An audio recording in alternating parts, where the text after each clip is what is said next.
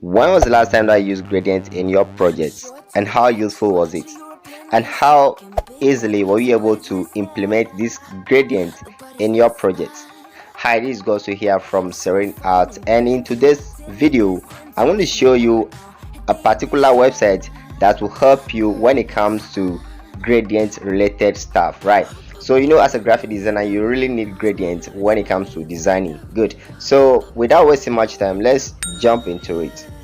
Good. So this website I'm going to show you, when you just launch this website, it will show you tons of gradients available. You can literally use them for free, and the video that you are actually watching, the background of this video, I actually downloaded these gradient patterns from that particular website, and that's what is showing on your screen right now in the video background. Good.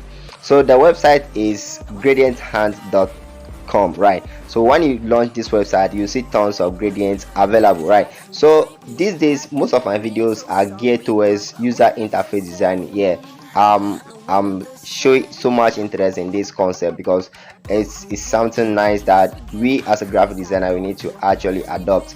It's really interesting when it comes to user interface designing, right?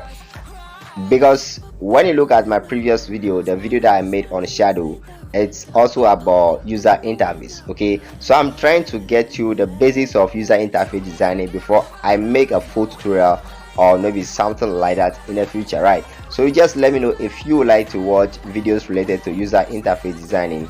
Let me know in the comments, and maybe I'll try making a video on that for you. Okay, so when it comes to user interface designing, you actually need your shadow and your gradient. There are two things that you cannot leave out when it comes to user interface designing. So basically that's where I want you to get the basics of this gradient and the shadow before I come up with, let's say, user interface designing work for you. All right, so make sure you explore these websites. Okay, explore this website and get the best out of it. Try your hands on the various gradients that you find on this website and see how useful they can be for your next project. And I hope you do find this video helpful, and if you do, don't forget to hit that subscribe button and also smash that like button on this video, and I hope to see you in my next video. Bless up.